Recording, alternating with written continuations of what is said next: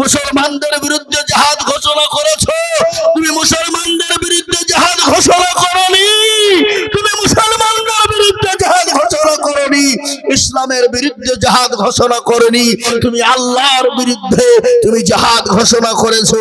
নমরুদ করেছিল, নমরুদকে আল্লাহ পৃথিবী থেকে শেষ করে দিয়েছে, তাকে জুতো পিটা করে আল্লাহ দুনিয়া ছাড়া করেছে। তোমার মতো মোদিজি, তোমার মতো নরেন্দ্র মোদি, তোমার মতো অমিত শাহকে আল্লাহ কোন ফায়াকুন সেকেন্ড টাইম নিবে না তোমাকে ধ্বংস করে দিতে, আল্লাহর টাইম লাগবে না। কি মনে হয় আপনাদের আল্লাহ আছে না নাই? কথা বলে আছে না নাই? আল্লাহর শক্তি কমে গেছে নাকি? নাউজুবিল্লাহ। আল্লাহ ছিল, আছে, আগামীতেও থাকবে। এ মুসলমান, আল্লাহ মানুষকে ছাড় দেয় কিন্তু আল্লাহ মানুষকে ছাড় দেয় কিন্তু ছেড়ে দেয় না। আজকে সেই মুসলমান আমরা। আল্লাহর নবী, বিশ্ব নবী জনাবে মুহাম্মদুর রাসূলুল্লাহ 313 জন সাহাবাকে নিয়ে বদর প্রান্তে গেলেন। আহা, অস্ত্র নেই, লাঠি সুটা নেই, তাদের সম্বল নেই, কম্বল নেই। সাহাবারা বললেন, পরওয়ারদিগারে আলম, আজকে যদি তুমি চাও তোমার নবীকে রাখতে হবে, তুমি যদি চাও তোমার দিন থাকবে, আল্লাহ আজকে এই ময়দানে আমাদেরকে তুমি জয় করে দাও।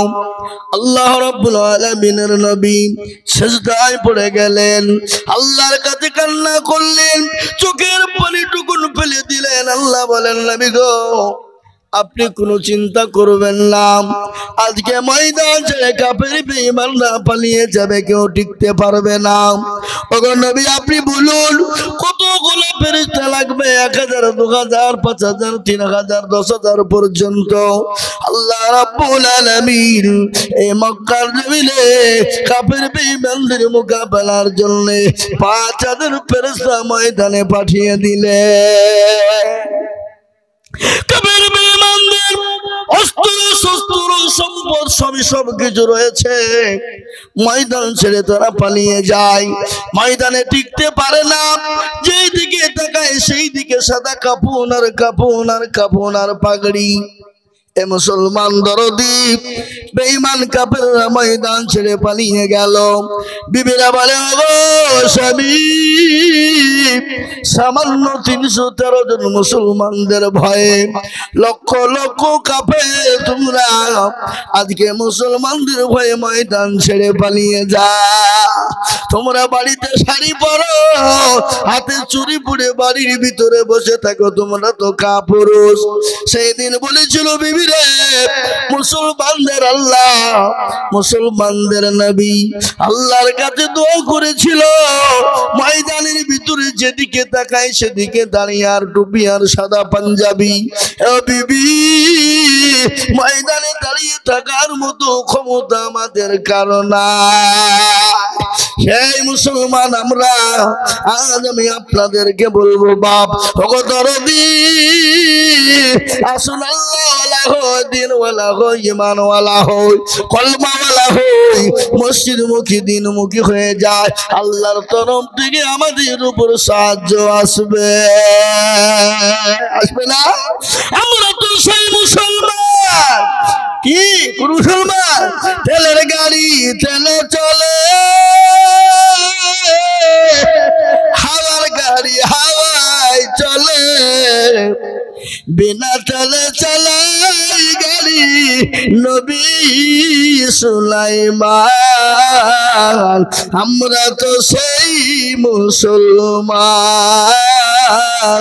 আমরা তো সেই মুসলমান। হে মুসলমান, কেন আল্লাহকে চিনবা না? আল্লাহ তো কোরআনে পাকে বললেন, ওয়া খালাকুতুল জিন্না ওয়াল ইনসা ইল্লা লিয়াবুদুন। আল্লাহ বলেন, বান্দা আমি তোমাদেরকে দুনিয়া জমিনে বানাইলাম, কি করতে বানাইলাম, কেন বানাইলাম? বানাইলাম, কি কারণে বানাইলাম তোমরা কি জানো? আল্লাহ বলে বান্দা দুনিয়ার জমিনে আমার হুকুম পালন করবা, আমার দিনকে মানবা, আমার সব থেকে বড় হুকুম নামাজকে আদায় করবা। বলেন তো আল্লাহর সব থেকে বড় ইবাদত কি? জোরে বলুন নাকি?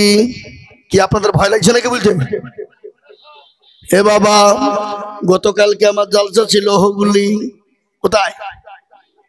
হুগলি। হুগলি জেলায় আল্লাহ লোক হাজারে হাজারে লোক, মোটামুটি কম করে 30 থেকে 40,000 লোক হবে। গতকাল 3.5 ঘন্টা বলেছি স্টেজে। বাড়ি এলাম আজকেই সকাল 8টার সময়। দেখলাম তাদের আওয়াজ, তাদের ইমানের মজবুত। বলে হুজুর জীবন দিয়ে দেব, তারপরও আমরা ওকাব ছেড়ে দেব না। আর আমরা মুর্শিদাবাদের মানুষ, নিজেরা ভাইয়েরা মারামারি করে খুনাখুনি করে হাত কেটে দিচ্ছে, গলা কেটে ফেলতে পারছি। আছে না নাই জোরে বলুন? ভাই ভাই নিজের সম্পদ নিয়ে, জমি নিয়ে। হ্যাঁ মুসলমান আন্দোলনের জন্য ডাকলে বাড়িতে গিয়ে মুরগির দরমায় গিয়ে শুছে, আর ছেলেকে বলছে যা, বলগা আব্বা বাড়িতে নাই। আর ছেলে এসে বললো হ্যাঁ আব্বা বললো বাড়িতে নাই, যান। কি বুঝলেন? বুঝলেন না? এ বাবা এ মুসলমান, এই তো আমরা। আমি আপনাদেরকে বলি আল্লাহ কোরআনে বললেন বান্দা আমি তোমাদেরকে বানিয়েছি আমার ইবাদত করো। আল্লাহর সব থেকে বড় হুকুম সেটা হলো নামাজ। কিন্তু সেই মুসলমান নামাজ কিন্তু পড়ে না। পড়ে গো, কথা বলেন না কেন পড়ে? এই যে মসজিদ বানিয়েছেন, মার্বেল দিয়ে তৈরি করেছেন, কিছুদিন পরে হয়তো এসি লাগাতে হবে, এসির প্রয়োজন, গরমে নামাজ হবে না। কিন্তু বন্ধু কবরের খবর নিয়ে দেখেছো? কবরে তো কোনো রকম কোনো বাতাস ঢুকবে না, সেই কবরে তুমি কি করে গরমে থাকবা? এ মুসলমান কান করে শুনবেন, আজকে মুসলমানরা নামাজ পড়ে না, আর নামাজ না পড়ার কারণে আজকে মুসলমানদের বড় দুর্দিন। ঠিক কিনা ধরে বলুন? আজকে মুসলমান 98% মুসলমান নামাজ পড়ে না। কপারসেন্ট পড়ে? কপারসেন্ট এই দেশের লোক হিসাব জানে না নাকি? 12% কি হয়? 98% বাদ দিলে তো 2% থাকে। 2% মানুষ নামাজ পড়ে, 98% মুসলমান নামাজ পড়ে না। 2% মুরব্বী হয়ে গেছে নামাজ পড়ে। আপনারা বলুন তো, যারা 2% মুসলমান নামাজ পড়ে, বলেন এই 2% মুসলমানের নামাজ হয় নাকি? কথা বলেন হয়? বলে হুজুর আপনি কি করে জানলেন হয় না? আমি বলছি 20 বছর ধরে চাচা নামাজ পড়ে, 15 বছর ধরে নামাজ পড়ে দাদু, মুরব্বী হয়ে গেছে, দাড়ি পেকে গেছে, চুল পেকে গেছে, চোখে নরম হয়ে গেছে, হাড় দুর্বল, কিডনি দুর্বল হয়ে গেছে। 20 বছর নামাজ পড়ে, আত্তাহিয়াত জানে না, দুরূদ শরীফ জানে না, দোয়া মাসুরা জানে না, দোয়া কুনুত জানে না, দোয়া সানা জানে না, ইন্না তাইনা কুল দেখা যায় তার মধ্যে 20টা ভুল আছে না নাই জোরে বলুন? এই কথা বলেন না কেন? আছে না? 20 বছর ধরে নামাজ পড়ে, নামাজ পড়ার পরে মসজিদে তো 2 মিনিটও বসে না। মানে এরা মসজিদে নামাজ পড়তে যেতে দেরি, মসজিদ থেকে কখন বেরিয়ে পালাবে চিন্তা বেশি থাকে। জোরে বলুন ঠিক কিনা? আর নবী ইমাম সাহেব আসসালামু আলাইকুম, আসসালামু আলাইকুম বলে মৌলভী সাহেব করছে কি রে, কতক্ষণ তসবিহ পড়ে দোয়া করে না? ও নামাজ পড়ে দোয়াও সারা, আর মসজিদ থেকে বেরিয়ে চায়ের দোকানে বসে গেল্লা। নাই আপনাদের দেশে নাই নাকি? গীবত, পরচর্চা, পরনিন্দা। আচ্ছা বলুন তো, আজকে আপনিও চায়ের দোকানে যত রকমের ফতোয়া পাবেন কি পাবেন না? যত রকমের মশলা মাসাইল নিবেন তো চায়ের দোকানে যান, বলে মৌলবীর থেকে আমি বেশি জানি। মৌলবী কি জানে? মৌলবি 14 বছর পড়লেও কিছু জানে না, আর দুদিন নামাজ পড়তে লেগে বলছে আমি সব জানি। সব জাননেওয়ালা গামছাওয়ালা এরকম লোক আছে না নাই? জীবনে ইমাম সাহেবকে বলে না, হুজুর আপনি তো আমাদের ইমাম, আপনি আমাদের ইমাম, আমাদের সরদার, আমাদের ইমাম, আপনি আল্লাহর ঘরের মসজিদের ইমাম। আমার আজ নামাজ অনেক দিন ধরে পড়ি, তো আমাদেরকে একটু নামাজটা ঠিক করে দেন, সোনা গেলা ঠিক করে দেন, কোরআন গেলা ঠিক করে দেন, দুরূদ শরীফটা ঠিক করে দেন। জীবনেও কোনোদিন ইমামের কাছে আমরা বসি না, বসি গো, কথা বলেন না কেন? ইমাম যদি টাইম 1 মিনিট পার হয়ে যায় বলে ইমামের কোনো কাণ্ড জ্ঞান নাই, টাইম বুঝে না। এ বাবা, এটা বলে কিনা কথা বলেন? 1 মিনিট সময় পার করতে দিবে না। কিন্তু জীবন ইমামের কাছে বসে না কেন? দেখছে যদি ইমামের কাছে বসে যায়, ইমাম যদি ভুল ধরে ফেলে, তাহলে আমার মুরুলিয়ার মাতাপুর ইমামের কাছে চলবে না। এই জন্য দেশে ইমামের কাছে তারা বসতেও কিন্তু চায় না, ঠিক কিনা ধরে বলুন? আর আমাদের দেশের ইমাম সাহেবরা এরাও কিন্তু কোনো মুসল্লিকে ডাক দিয়ে বলে না চাচা, বলে কি হলো একটু বসেন, আপনাকে আত্মাহিয়াতু দুরূদ শরীফ দোয়া কোনটা ঠিক করে দি। এ বাবা, হে মুসলমান, দুরুদি কান করে শুনবেন। আল্লাহ ওয়ালারা কোনদিন ইমাম সাহেবরাও কিন্তু কোনদিন বলে না, বলে গো, এই কথা বলে না কেন? বলে কেন বলে না? কারণ আছে তো নাকি? কারণটা হলো এই, ইমামের বেতন হলো 5,000, 4,000, 3,000। ইমামের মান নাই, ইমামের দরজা নাই, ইমামের ইজ্জত নাই। এ দেখেন দক্ষিণ দিনাজপুর বালুরঘাট, কয়েকদিন আগে আমার জালসা ছিল। আমি একজন ইমাম সাহেবকে বলছি, হুজুর আপনি কতদিন ইমামতি করেন? বলে 12 বছর। বলে যে হুজুর আপনার বেতন কত বলবেন? বলে আমাকে বেতন তো দেয় না, ওই মমতা খালা 3,000 টাকা দেয়, ওই দিয়েই চলে। এরকম আছে না? কথা বলেন, কথা বলেন না কেন? আছে না?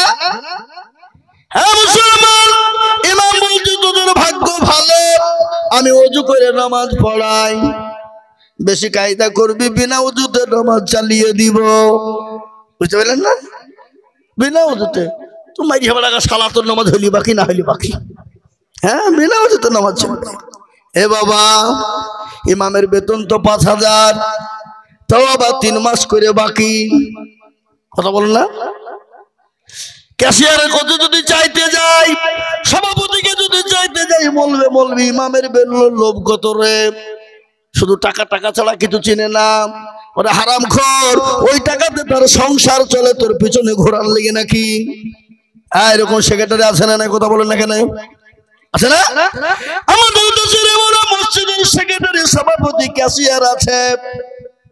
সেক্রেটারি কারা, সভাপতি কারা, ক্যাশিয়ার কারা, মসজিদের দরজা চিনে না যারা, সপ্তাহে একদিন মুরলি করার জন্য যায়, সপ্তাহের পয়সা গেলা গনে পকেটে ভরে নিয়ে সোজা বাড়ি যায়, এরকম সভাপতি সেক্রেটারি আছে না নাই? কথা বলেন না কেন? আছে। মুসলমান, এমন সেক্রেটারি আছে মসজিদের টাকা দিয়ে লটারি কাটে। লটারি বুঝেন না? হ্যাঁ, এদেশের লোক লটারি কাটে না নাকি? কাটে লটারি। আচ্ছা বলেন তো ভাগ্যের মালিক কে? আরো জোরে বলেন, ভাগ্যের মালিক কে? রুজির মালিক কে?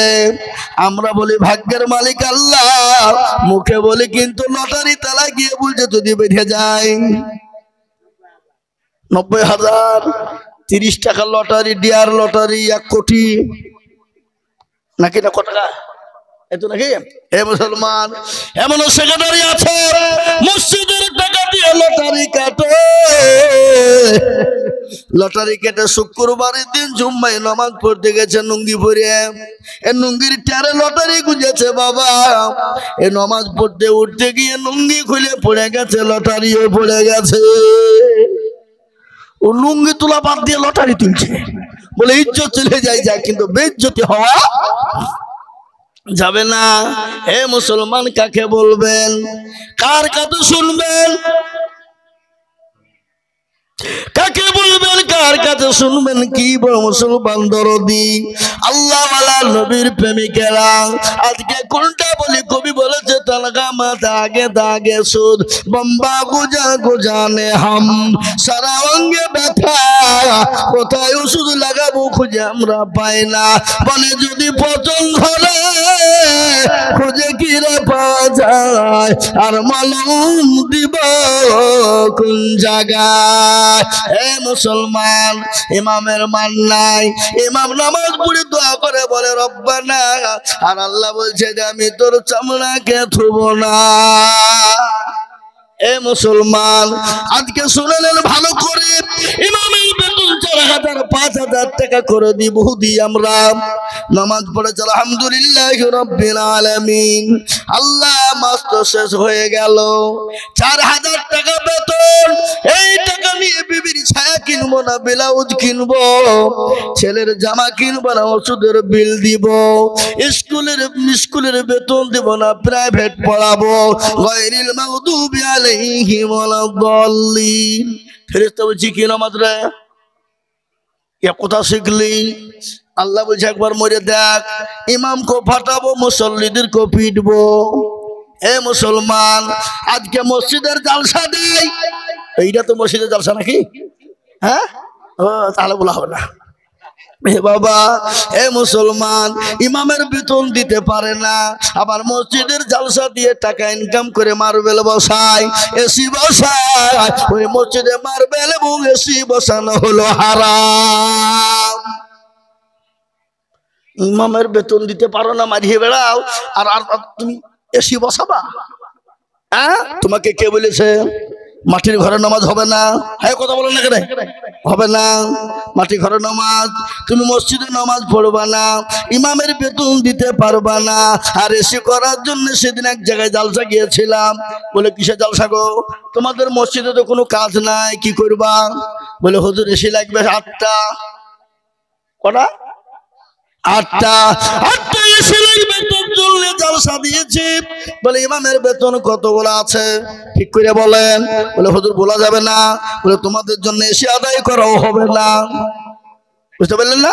হ্যাঁ মুসলমান দরদি, আল্লাহ ওয়ালা ঈমান ওয়ালা কলমা ওয়ালা কান করে শুনবেন। আল্লাহর নবী বিশ্ব নবী জনাবে মুহাম্মদ রাসূলুল্লাহ সাল্লাল্লাহু তাআলা আলাইহি সাল্লামের একটা ঘটনা। বিশ্ব নবী যেদিন দুনিয়া থেকে বিদায় হয়ে যান, যেদিন দুনিয়া থেকে চলে যাবেন, প্রচন্ড বুকে যন্ত্রণা, মাথাতে যন্ত্রণা। আল্লাহ নবীর বিবি মা আয়েশা রাদিয়াল্লাহু তাআলা আনহা ওর উপর মাথা দিয়ে নবীজি শুয়ে আছেন। উরু বুঝেন না? হ্যাঁ, উরু বুঝেন না আপনারা? এই যে দাপনা। এ বাবা, বিশ্ব নবী বলেন আয়েশা এটা কোন টাইম, একটু আমাকে দয়া করে বলবা? বলেন নবী গো, এটা হলো আসরের টাইম। বলে আয়েশা রে, আমার মাথাটা একটু মসজিদে নববীর দিকে উঠিয়ে দাও। বিশ্ব নবী জনাবে মুহাম্মদুর রাসূলুল্লাহ সাল্লাল্লাহু তাআলা আলাইহি ওয়াসাল্লাম, দয়ার নবী, মায়ার নবী, বিশ্ব নবী, এত দয়ার নবী, মায়ার নবী, কত আছে না? আল্লাহর নবী, মায়ার নবী গো, আপনি নবী আমার জীবনের জীবন। আল্লাহর নবী, মায়া নবী গো, আপনি নবী আমার জীবনের জীবন। আপনি আমার জীবন সাথী, অন্ধকার খবরের বাতি, আপনি হইলেন নির্দুনিয়ার ধন। আল্লাহর নবী, মায়া নবী গো, আপনি নবী আমার জীবনের জীবন। রাহমাতুল লিল আলামিন, আপনি উম্মতের জাবির, আপনি হইলেন গুনাহগার উম্মতের আপনজন।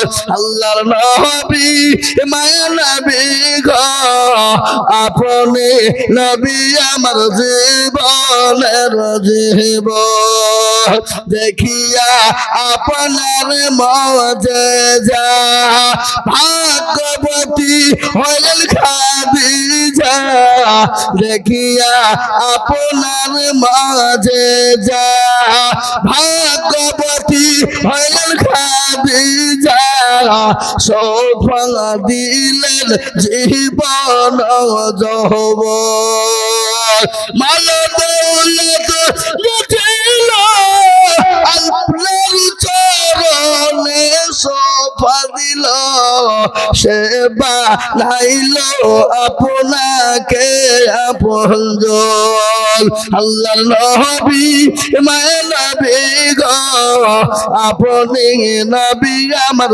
জীবনের জীবন হে মুসলমান দরদি আল্লাহ নবী মায়া নবী দান নবী বললেন আয়েশা একটু আমার মাথাটা উঁচু করো আর মসজিদে নববীর দিকে উঁচু করে দাও বিশ্ব নবীর মাথাটা উঁচু হয়ে গেল আল্লাহ নবী দৃশ্যখানা তিনি দেখলেন দেখার পরে বললে আয়েশা রে আমার মাথাটা তুমি নিচু করে দাও আয়েশা দয়াল নবীর মাথাটা নিচু হয়ে গেল নবীর দুই চোখের কোণ দিয়ে গড় গড় গড় গড় করে পানি ঝরে আয়েশা বলে নবী গো আল্লাহ নবী আপনি একটু বলবেন আপনার চোখে পানি কেন একটু দাও করে বলুন নবী বলেন আয়েশা রে এ পানিটা আমার দুঃখের পানি না এ পানিটা হলো সুখে আয়েশা বলে নবী গো চোখের পানি আমার সুখের হয় বলে আয়েশা রে কখনো কখনো সুখের হয়ে যায় বলে নবী গো একটু দয়া করে মেহেরবানি করে বলবেন সুখের এমন কেমন করে হয় একটু জানাবে বলে আয়েশা আমি নবী দুনিয়া থেকে চলে যাব আমার উম্মতি কিয়ামত পর্যন্ত তারা নামাজ পড়বে সেই মুসলমান নামাজ পড়ে না কেমন করে ঘুমাও তুমি নামাজ কাজা করে কেমন করে ঘুমাও তুমি ফজর করে কাজা এমন তো হতে পারে জোহরে জানাজা এমন তো হতে পারে জোহরে জানাজা হতে পারে না পারে না মুসলিম জন্ম নিলে মুসলমানের ঘরে কাফের মুমিন পার্থক্য হয় নামাজের উপরে কাফের মুমিন পার্থক্য হয় সালাতের উপরে হে মুসলমান আজকে আমাদের দেশের যুবকেরা নামাজ পড়ে না কোরআন পড়ে না আল্লাহ চিনে না রাসূল চিনে না নবী চিনে না হে মুসলমান রাত্রি 12টা 3টা পর্যন্ত জাগে আর বেলা 8টা পর্যন্ত মুসলমানরা ঘুমায় না এই কথা বলেন না কেন ভালো করে শুনবেন আসসালাতু খায়রু মিনান নাওম এর অর্থ হলো তোমাদের কাছে নামাজ হলো উত্তম তোমাদের ঘুমের থেকে নামাজ হলো উত্তম কিন্তু মুসলমান ঘুমায় জঙ্গলের পশু বলে আমি আর জঙ্গলে থাকবো না পুকুরের মাছ বলে আমি আর চুপ থাকবো না আপনার কি বলে মুরগির ধর্মা মুরগি বলে আমি আর ঘুমাবো না গোহালের গরু বলে আমি আর ঘুমাবো না আর সৃষ্টির সেরা মানুষ বেলা 10টা না এলে ওঠে না ঠিক না বে ঠিক কথা কন না কেন সৃষ্টি সেরা মানুষ বেলা 10টা না এলে ওঠে না আজ আমি আপনাদেরকে বলি বাবা ও আল্লাহ ওয়ালা ও দিনদার ইমানদার কলমাওয়ালা, আজকে মুসলমান নামাজ পড়ে না, এই জন্য মুসলমানদের মসজিদ গুলা কাজ কেড়ে না। আজকে মুসলমানরা কোরআন পড়ে না, এই জন্য মাদ্রাসা গুলা ভেঙে দেয়। ও আমি আল্লাহ আপনাদের কাজকে বলে যা, আসুন আমরা নামাজি মুত্তাকির পরহেজগার দিনদার হয়ে যায় বাবা। ও আল্লাহর গোলাম, ভালো করে শুনবে, আমাদের সকলকে মরে যেতে হবে। কে কখন কোন টাইমে মরবো পৃথিবীর কেউ বলতে পারবে না। আল্লাহর কোরআন বললেন যা যা জালুহা, তোমার যখন নির্ধারিত টাইম হবে সেই টাইম অনুসারে তোমাকে চলে যেতে হবে। আমরা নামাজ তো পড়ি না, কিন্তু যে কটা পড়ি এই রমজান মাসে, আমি তারাবি পড়ছিলাম বাবা, নামাজ চলছে, নামাজের মধ্যে কারেন্ট চলে গেল, এক রেখাত হয়েছে। নামাজের সময় কারেন্ট যায় না, জোরে বলুন। তো আমার পাশে একজন দাঁড়িয়ে বলছে আজ যা সারা কারেন্ট চলে গেল, নামাজ চলছে, বলে নামাজ হবে হবে? আমি তো মুখ খানকে চাপে ধরল, নামাজ শেষ করে আসসালামু আলাইকুম লাই নামাজ বললি কেন, নামাজ হবে? বলে হুজুর কারেন্ট যাওয়ার সময় পেল না, নামাজের সময় দিতে হবে। হ্যাঁ, তো মুখ দিয়ে বেরিয়ে পড়েছে, আমি কি করবো? এরকম লোক আসে না নাই কথা। হ্যাঁ, এই যে রমজান মাস